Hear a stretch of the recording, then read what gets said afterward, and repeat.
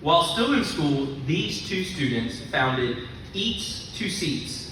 And if you've ordered food from your seat at a collegiate or professional sports venue, you probably have been a fan of their work. You'll find Eats to Seats used in 40 venues across 10 states. Since big things happen when these two get together, we're so glad both of them can be here with us tonight. So, go Rams, Go Rockets, and go BCS.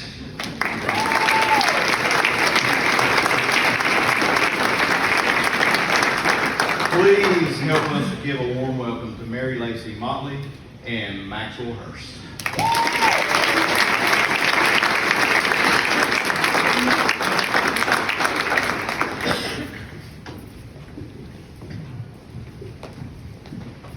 That was awesome.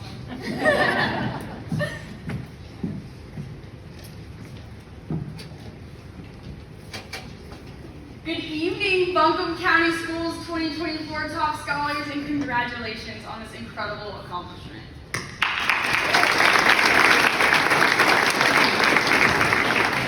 We are so humbled to be sharing this special evening with all of you. I want to thank Dr. Jackson for the invitation, along with two fellow Buncombe County School grads, JJ and Eli, who are our first full-time hires. They believed in us, they believed in Eats to Seats, and we wouldn't be here without them. So definitely want to thank JJ and Eli.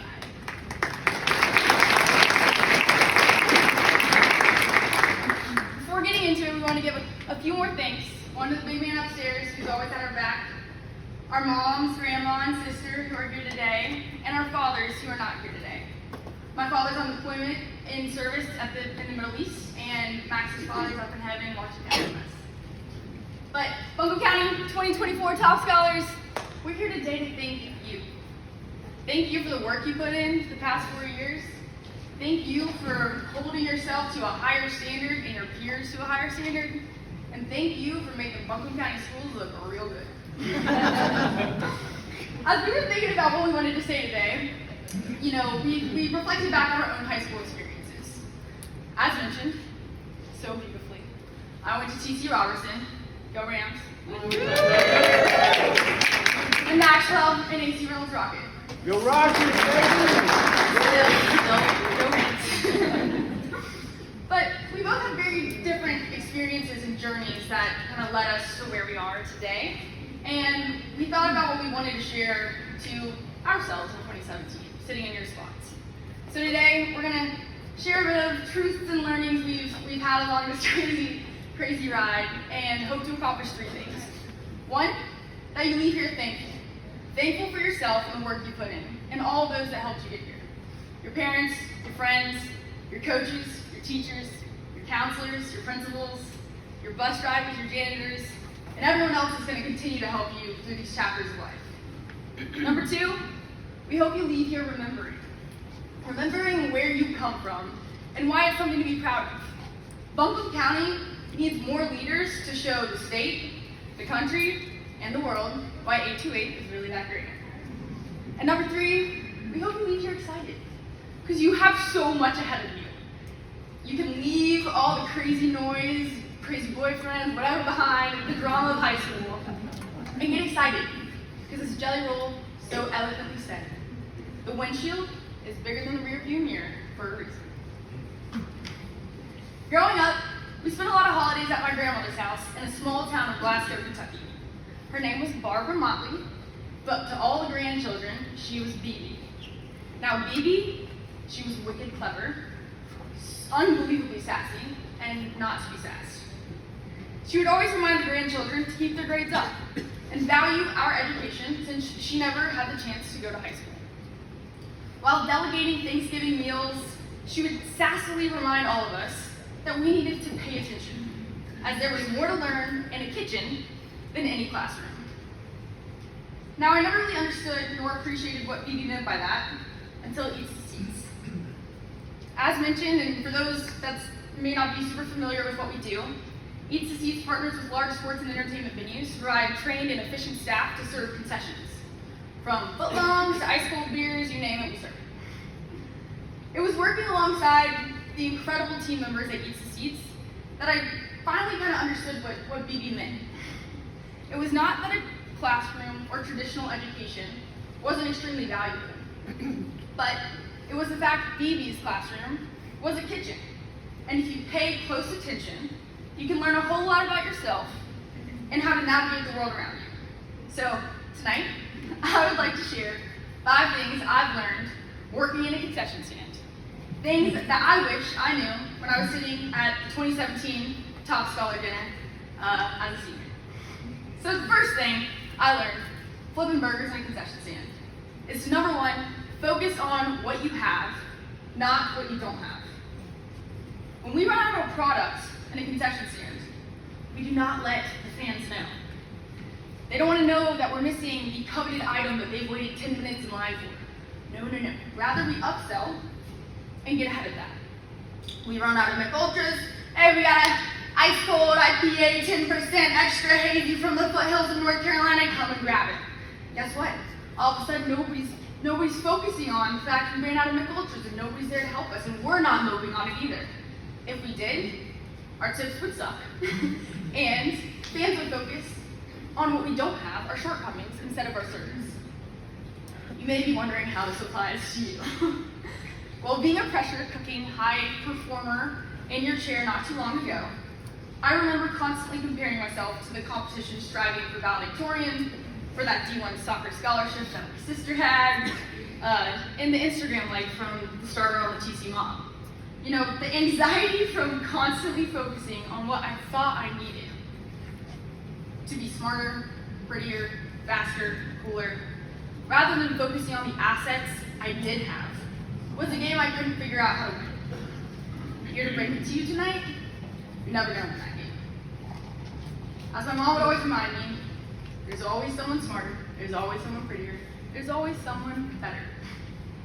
So come to terms with that and start owning who you are. The day you start focusing on what you have and being proud of that portfolio is the day you find more success in life and in tips if you happen to be in a concession stand.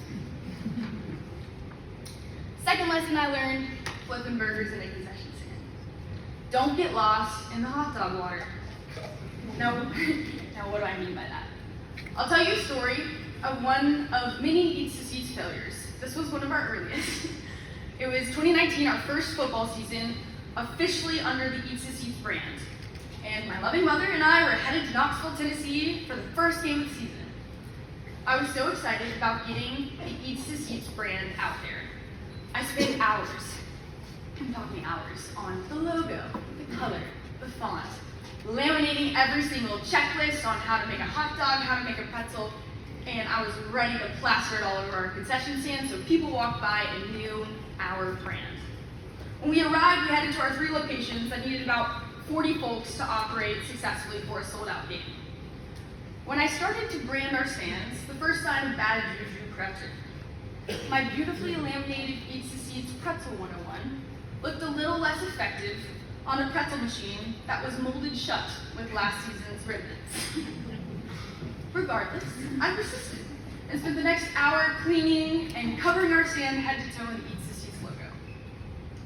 When it was time to head to check-in and greet the 40 students coming to work, bad juju became real bad juju. Of the 40 individuals that were showing up to work at concession stand, 37 of them were turned away because they weren't wearing khakis. No joke. Who knew?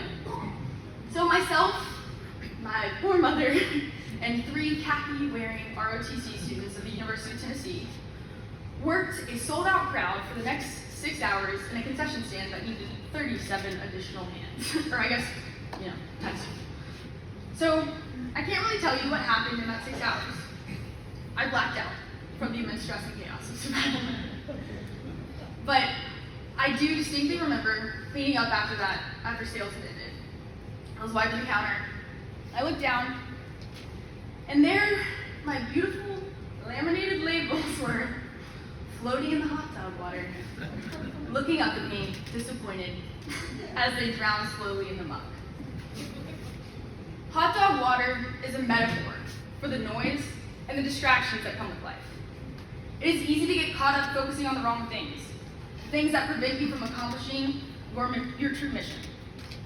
Rather than recognizing my objective was to get people from point A to point B, I was lost in the hot dog water, preoccupied with how our stand would be displayed and how great our logo looked. This preoccupation leads to failure, and if you want to succeed in life, don't get caught up in the murky hot dog water. Concession stand lesson number 3. Don't be flat. In concession stands, we have these soda machines, and if anybody's worked fast food or in the restaurant, you know what I'm talking about. You have these machines hooked up to soda bibs. The soda bibs get the syrup in, and then the CO2 tank infuses, the water with carbonation.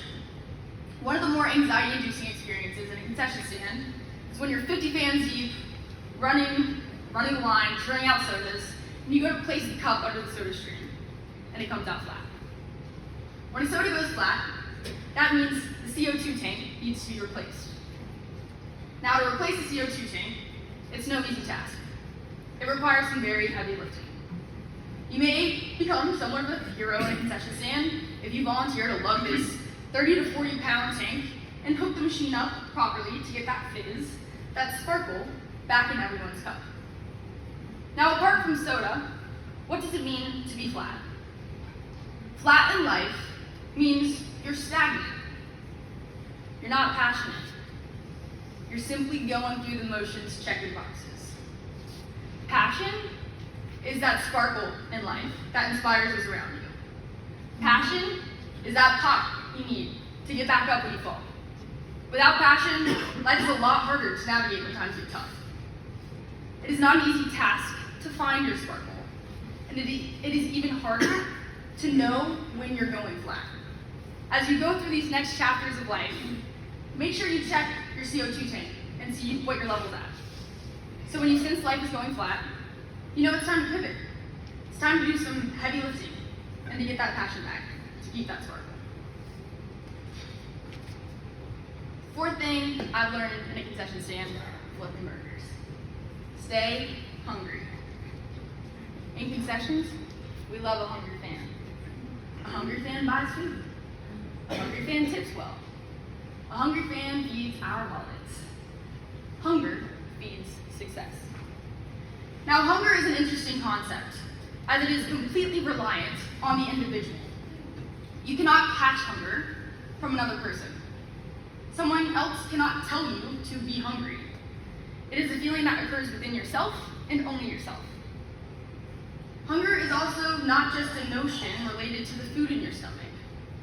Rather, hunger is the sign of appetite, and appetite can apply to any aspect of your life. My father, Greg Motley, the one serving in the Middle East right now, has a way of turning everything into life as a coaching lesson. As a former Division I football player at the University of Kentucky, he described this phenomena of an appetite for life as D1. When I was younger, I always thought his D1 coaching mentality and moments were about trying to be the top performing athlete like my sisters who went off to play soccer at the Navy Academy. I was trying to land that coveted D1 signing day, and it wasn't until I shattered my nuclear bone, as mentioned before, and the D1 scholarship along with it, that I realized D1 was never actually about playing at a Power 5 program. Rather, it was about your appetite for success and how hungry you are to beat your goals. When my dad called you D1, he was complimenting your appetite, an insatiable drive to do better, a hunger to win the competition between your current state and your very best self. When life gets hard, remember to ask yourself if you're hungry enough, and push your goals higher to ensure you stay hungry and be D1. Now, this final lesson I learned working concessions before I pass it off to Max is one of the most important, especially at your age. Know your why, but don't forget to ask why not. As each of the seeds expanded rapidly, we encountered more and more failures, and we will continue to encounter a lot of failures. Some felt heavier than others, and one of the heaviest was after our CTO, Devin, decided to quit. Max and Devin had joined the company in 2021, turning this from a one-woman show to a dream team trio. When Devin left, I feared he believed the ship was sinking and began to question if I was steering the ship correctly. One could say this doubt started to build into a full-blown identity crisis. and as one does, I started reading self-help books and listening to podcasts seeking clarity. During this time of Eats to Seed soul searching, there was one specific TED Talk called Start With Your Why by Simon Sinek that became my obsession. If you heard it, it focuses on businesses failing because they can't define their identity, their why. And that your why is a map, a guide, and guardrails to finding success. So down the spiraling rabbit hole of identity crisis I went, covering every inch of our office whiteboard on what our why could possibly be. I called the most brilliant woman I know, a Buncombe County Schools professor, PhD in history, and Eats to Seeds' longest standing employee, my mother. And Dr. Ogden was quick to pick up the phone. She picked up my manic phone call, and when I asked her desperately how she decided her life plan, what her why is, in a calming breath, she chuckled and said, "What do you mean, my why? I have lived my life by asking, why not?" And in that moment, everything crystallized. Eats to Seeds exists not because I originally defined my why. Eats to Seeds exists because I asked, why not? Why not pretend to be 10 years senior when pitching to the senior athletic director? Why not ditch Wall Street from my parents' couch for a little bit? Why not send a crazy idea and take a risk? Why not? I hope to encourage all of you today to leave here and focus on what you have, not what you don't have. Get out of the hot dog water. Don't be flat. Stay hungry. And remember how much life is ahead of you at 18 years old. So, why not?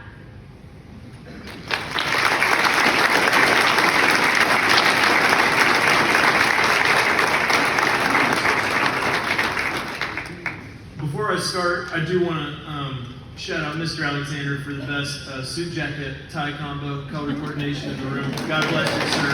God bless you. But seriously, first off, big congratulations to everyone in the room who qualified to be here tonight. You're doing something I can't even say that I was able to do myself in high school, so this is a real full circle moment tonight, huh? It's an honor to be here and to be able to share the stage with Laci, regardless of which high school she went to. And to share with you all a bit about me, I was born in Fairview and I lived here my whole life until college. I'm a product of Buncombe County Schools through and through. From Little League at Fairview Elementary to basketball at Cane Creek Middle School to Friday nights at R.L. Dalton Stadium and the Tunnel Road Cookout.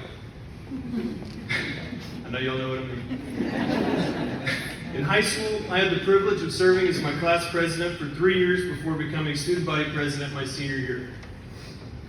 I played basketball and I was honored with the blue-white appearance my senior year as well. And in high school, I pursued ministry. I played basketball, as I previously said, and I took a good bit of AP courses. All those AP courses helped me accomplish one of my life dreams of attending the University of North Carolina at Chapel Hill. Go Heels! And as I pursued a business degree at my dream school and trying to navigate going to college during the COVID pandemic, somewhere along the way, I met my friend here today. And soon after that, I quickly found myself trying to staff concession stands and beer portables at around 45 venues spread across 10 states, trying to manage over 3,000 part-time employees and trying to serve concessions and communities, one hot dog at a time. There's a good bit more to my story there, but for the sake of time, I'm going to spread the rest out over the rest of my speech and try to leave you guys with any wisdom I can as you embark on this next chapter in the story of your life. I know the shoes you are walking in, and believe it or not, I was recently there myself.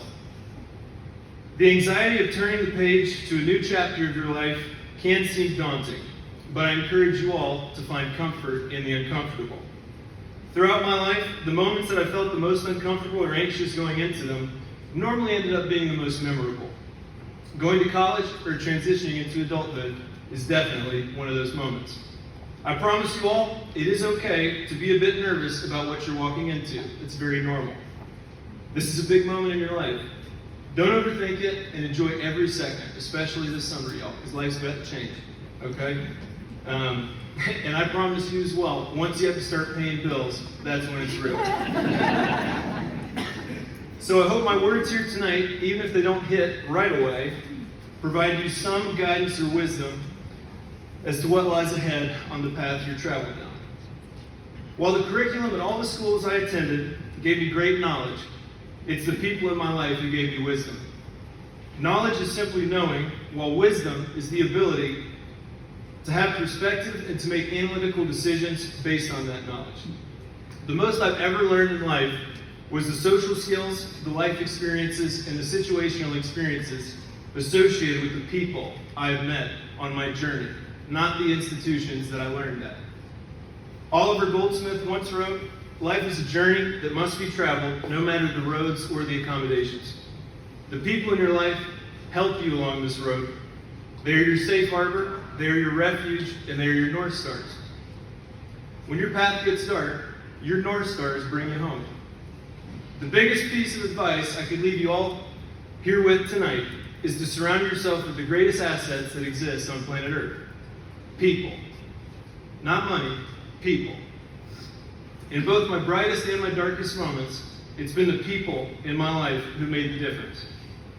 I'll take one stubbornly loyal son of a gun over $1 million any days of the week and twice on Sunday.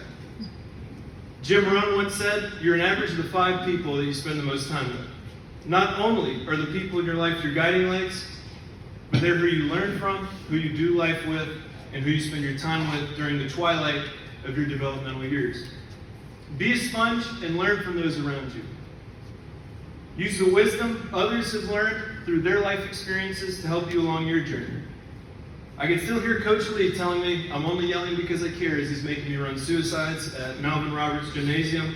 And I can still hear Miss Hudzik telling me to get my grades up if I wanted to get into Carolina, and then helping me edit my college essays 2 years later. Iron sharpens iron, and always surround yourself with people who won't take it easy on you, but who will encourage you to be great. Find people that will pick you up when you're down.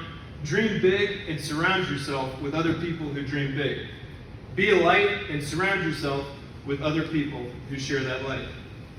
And speaking of being a light, positivity can go a long way, or a country mile, as we like to say in Fairview. Dr. Martin Luther King Jr. once said, "Love is the only force in the world capable of transforming an enemy into a friend."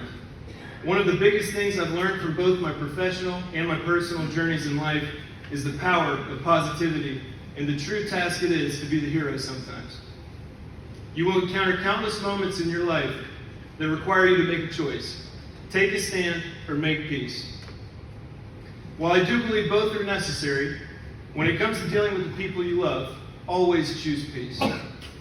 Don't ever let anyone walk over you, but be a peacemaker in this world of disinformation and hostility that we find ourselves in today. The beauty of turning the page is the opportunity that lies on a blank canvas and the blessing that it is to have a fresh start. A year and almost 3 months ago to this day, I lost my dad. And while that was a tough moment for me, I found myself in a position where I had to be a light. And on the days I didn't choose to be a light, even though I'm only being human, it can affect everyone in your organization and the people around you.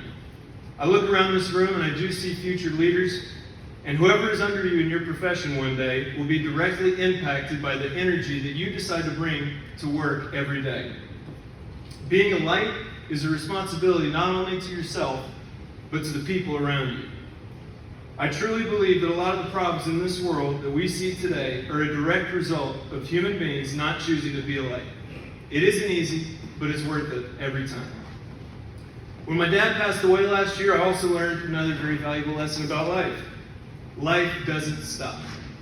As you get older, some of the privileges afforded to your youth and innocence do start to fade away, guys. And while that's okay, every journey is going to have mountains and valleys. When you're in your valleys, you have to remember that the world around you is going to continue moving at the same pace. While you take your time to grieve, you might not have the privilege of fully stepping away from life like you once had. During the time my dad passed away, we were onboarding our second full-time employee. We were launching summer concerts in Wisconsin and Illinois. Guys, we live in Chapel Hill. And we were launching MLS accounts in Miami, in Orlando, and Messi going to Miami FC. Really, that was crazy. Our payroll system was in its infancy, and we didn't have many internal SOPs. Again, life doesn't stop. I don't say all that to put a negative impression about growing up in y'all's heads, but I say that to prepare you mentally for what will help you down the road, in my opinion. If you approach every negative situation in your life with the mentality that you need to pick yourself up by your bootstraps and keep going, as tough as that is, you will succeed. I truly believe a huge aspect of life is simply not quitting.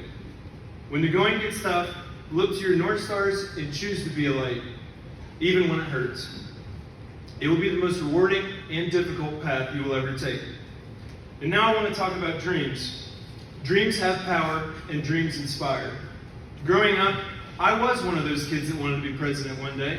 And truth be told, to this day, my Instagram handle is still @President Hurst. And I believe it will stay that way for some time. Even when kids would say I was ridiculous, I could not care less. And when I got the chance, I ran for the first election that I could at Reynolds, and I went undefeated. I wanted to be a Tar Heel my whole life, like my mom. I worked hard for it, and I got it. I always wanted to have my chance at the American dream. And now I'm 25, I'm a homeowner, and I'm a business owner. I'm still going, but I am getting my taste of the American dream. And as much as they say in the media these days that the American dream is dead, I hope that you guys see me and my friend here up on stage and know that it is alive and well. Dreams are so important. They're what carry us when we don't feel like going anymore. They're what inspire us to do better, and they get us out of bed in the morning.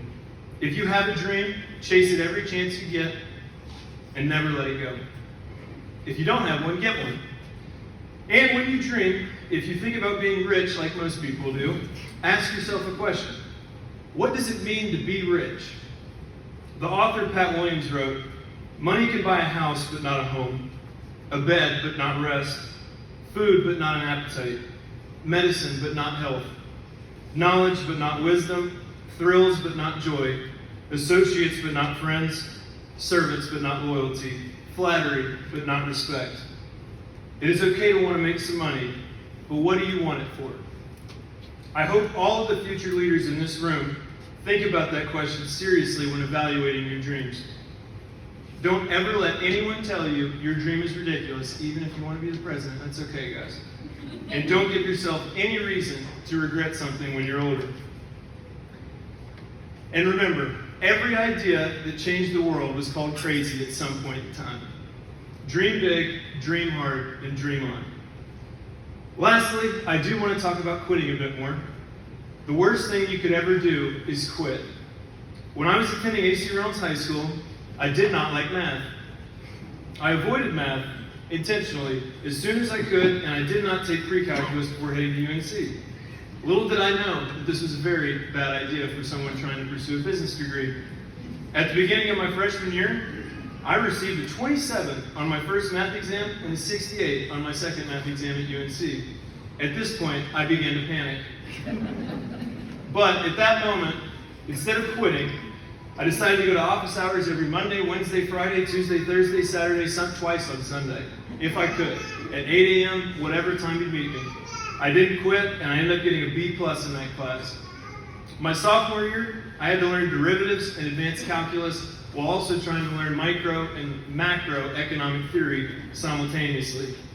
These were my final remaining prereqs to get into my business program, and I struggled on most of my midterms, which you guys are going to college, so if you want a sneak peek, there were 7 multiple choice questions with 2 written questions, and they were worth 1/3 of my grade. Very stressful.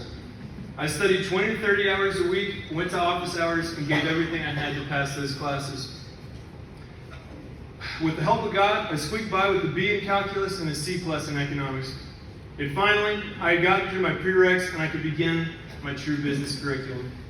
I can't express enough to you guys how in those first couple years at Carolina, I felt a great sense of imposter syndrome, and how the transition from being a big fish in a small pond to a big fish in a big pond really was tough at the beginning. However, when the going got tough, I leaned in. And it was because I had a dream and nothing was going to stop me from accomplishing it. It was because when I contemplated dropping my business major for poli-sci or something else, the North Stars in my life guided me back to the right path. It was because I intentionally surrounded myself with people who poured light into me even when I couldn't see it for myself. Everything I've talked about up to this point is geared towards setting yourself up for a resilient life. Resiliency will build a bright future for yourself in a world filled with surprises and tough times. There's a saying that goes, a boy becomes a man when he realizes no one's coming to save him. I felt that when my dad passed away. I felt that those first 2 years at Carolina. And I felt that at many other points in my life. Sometimes, all you have to fall back on is your stubbornness and your inability to quit pursuing your dream. Mary Laci once wrote, "Courage doesn't always roar. Sometimes courage is the quiet voice at the end of the day saying, I will try again tomorrow." There's a Japanese proverb that states, "Fall down 7 times, but stand up 8. The moral of the story is, don't ever quit, and sometimes that's the only thing you can do. Tonight, I hope you all heard something of value in the wisdom that we shared. Jay Ellis once wrote, "I think our life is a journey, and we make mistakes, and it's how we learn from those mistakes and rebound from those mistakes that sets us on the path that we're meant to be on." Life is a journey, and every single chapter is one heck of a read. You never know what's coming next, and sometimes you just got to take a deep breath and enjoy the thrill of it all. As you all embark on this next journey through college, please go into it with an open mind and a blank slate. The world is your oyster, anything is possible, and if you work hard enough, the sky's the limit. Or, as we like to say in Chapel Hill, the ceiling is the roof. Laci and I are examples of how if you work hard, you can do anything. I encourage you all to dream big, to be lights for everyone in your lives, and to surround yourself with great people who could be your North Stars during the dark times. Laci and I are both so thankful to Buncombe County Schools, our parents, our families, and the teachers and faculty of this county for everything they've done for us and for every kid in Buncombe County. I hope all the faculty in the room know that what you do is seen, and I hope that I have the opportunity to make an impact on as many people as you all have. Teachers are the heroes and one of the backbones of our society, and again, thank you all for what you do. It was an absolute honor and privilege to represent AC Reynolds High School and Buncombe County tonight, and I will always have Rocket pride inside. Big Green Country, I love you. Maybe TC will beat us in basketball or football one day, but they can have baseball for now. I hope all of you here today go home proud of yourselves, and I also hope you heard something here today that will provide you fruit somewhere in life. In conclusion, always remember to surround yourself with the right people because you can't do it alone. Be a light in the darkness, even when it's the more difficult choice. Dream big, dream hard, and dream on. If nothing else, don't quit on your dreams because they are possible. Thank you all for your time, and may God bless Buncombe County.